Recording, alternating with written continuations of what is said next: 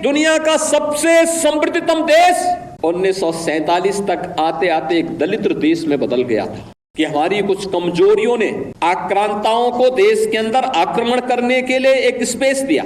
तिथि बदली है लेकिन चेहरे बदले होंगे, लेकिन घटनाओं का स्वरूप उसी प्रकार का है जो 1947 में हुआ था। वही तो पाकिस्तान में आज भी हो रहा है। वही तो पूर्वी पाकिस्तान कहा जाने वाला आज का बांग्लादेश में वही तो हो रहा है। 1.5 करोड़ हिंदू किस तरीके से बांग्लादेश के अंदर आज चिल्ला चिल्ला करके अपने आप को, अपनी अस्मिता को बचाने के लिए गुहार लगा रहे हैं, और दुनिया के मुंह सिले हुए कथित सेकुलरिस्ट भारत के अंदर भी इनके मुंह सिले हुए एक भी शब्द इनका नहीं निकल रहा है। उनको भय है कि अगर इन निरीह कमजोर लोगों के पक्ष में इन्होंने आवाज निकाली तो इनका वोट बैंक खिसक जाएगा। वोट बैंक की चिंता है, लेकिन मानवीय संवेदना इनकी मर चुकी है। मानवता के रक्षा के लिए इनके मुंह से एक भी शब्द नहीं निकलने वाला है। 15 अगस्त 1947 से एक दिन पूर्व 14 अगस्त 1947 को जब विभाजन की त्रासदी हो रही थी और 15 अगस्त को जब देश के अंदर तत्कालीन प्रधानमंत्री पंडित जवाहरलाल नेहरू के द्वारा भारत के तिरंगे को पहरा करके कांग्रेस के नेताओं के द्वारा देश के अंदर आजादी के जश्न को मनाने का कार्य किया जा रहा था, तब लाखों लोग अपनी मातृभूमि को छोड़ने के लिए, अपने परिवारों को छोड़ने के लिए मजबूर हो रहे थे। किस प्रकार की यातनाएं उन पे पड़ रही थी, किस प्रकार का दृश्य था, किस प्रकार के मानवीय अत्याचार हो रहे थे, ये किसी से छुपा हुआ नहीं। और ये दृश्य बहुत कुछ है, चित्र बहुत कुछ बोल देते हैं। यानी दुनिया का सबसे समृद्धतम देश 1947 तक आते आते एक दलित देश में बदल गया था। और वह दृश्य भी आपने देखा, वह दृश्य भी आपने देखा है। ये क्यों हुआ? क्या ये सच नहीं कि हमारी कुछ कमजोरियों ने आक्रांताओं को देश के अंदर आक्रमण करने के लिए एक स्पेस दिया, और जो गलतियां इतिहास के उन काले अध्यायों में हम सबके सामने कैद है, क्या वही गलतियां चुनाव के समय राजनीतिक नेतृत्व देश के अंदर इस प्रकार की गलतियां राजनीतिक दलों के द्वारा नहीं की जाती हैं? ये जाति के नाम पर विभाजन की त्रासदी तक पहुंचाने की एक कथा वही है जो पहले जातीयता के नाम पर होता था, जातिवाद के नाम पर होता था। आज वही कार्य, वही कृत्य, वही कारनामे राजनीतिक दलों के स्तर पर जातीयता का नग्न तांडव करके फिर उसी विभाजन की ओर ले जाने की कुछ सी चेष्टा की जा रही है। परिणाम क्या है? परिणाम आप सबके सामने फिर वही है। परिणाम फिर आपके सामने वही है। तिथि बदली है लेकिन चेहरे बदले होंगे, लेकिन घटनाओं का स्वरूप उसी प्रकार का है जो 1947 में हुआ था। वही तो पाकिस्तान में आज भी हो रहा है। वही तो पूर्वी पाकिस्तान कहा जाने वाला आज का बांग्लादेश में वही तो हो रहा है। उस समय 10 लाख हिंदू एक साथ काटे गए थे।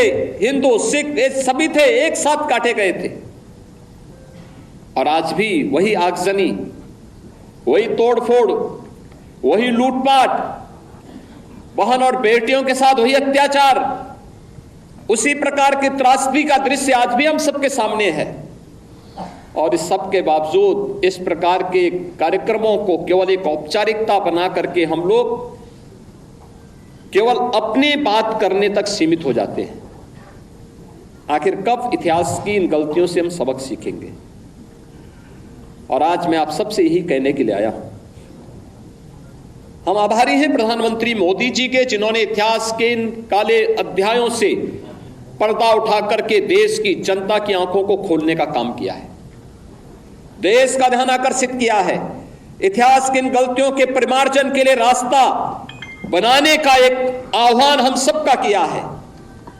और उसी आह्वान के साथ जोड़ने के लिए मैं आप सबसे भी कहने के लिए आया हूं कि जो दृश्य 1947 में हुआ था, वही दृश्य तो आज बांग्लादेश के अंदर हम सबको देखने को मिल रहा है।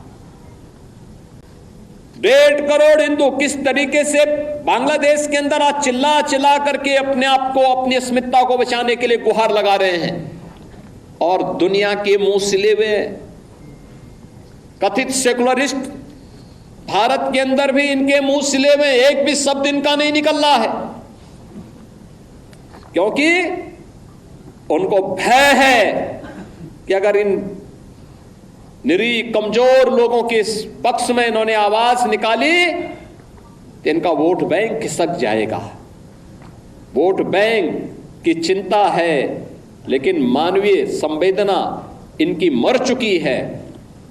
मानवता के रक्षा के लिए इनके मुंह से एक भी शब्द नहीं निकलने वाला है, नहीं निकलेगा, क्योंकि इन्होंने आजादी के बाद लगातार उसी प्रकार की राजनीति को प्रेरित और प्रोत्साहित किया, उसको लेकर के आगे बढ़ते रहे। ये लगातार बांटो राज करो की उस राजनीति के तहत ये लोग देश के अंदर कार्य करते रहे। अंग्रेजों से सत्ता इन्होंने उस समय प्राप्त की। ये वास्तव में भारत की सत्ता का नेतृत्व नहीं कर रहे थे, बल्कि अंग्रेजों के ही, ब्रिटिशर के ही मानस पुत्रों के रूप में इन्होंने भारत की सत्ता को उस रूप में संचालन करना शुरू किया जैसे ब्रिटिशर इस देश के अंदर कर रहे थे। और आज उसी का दुष्परिणाम यह देश लगातार चुकाया है, अखंड हिंदुस्तान चुकाया है। लेकिन हमारा संकल्प है, महर्षि अरविंद ने जो 1947 के पहले घोषणा की थी, आजादी की त्रास, देश की विभाजन की त्रासदी आजादी के मिलने के बाद अक्सर उन्होंने इस बारे में अपनी चिंता व्यक्त भी की, और उन्होंने इस बात को कहा था कि आध्यात्मिक जगत में पाकिस्तान कोई वास्तविकता नहीं है, या तो उसका भारत में विलय होगा या पाकिस्तान इतिहास से समाप्त होगा, हमेशा के लिए समाप्त होगा।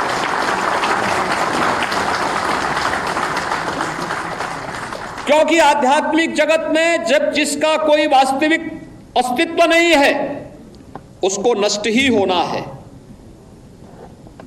और उसकी नष्टता, उसके नश्वरता को हमें संदेह की निगाहों से नहीं देखना चाहिए।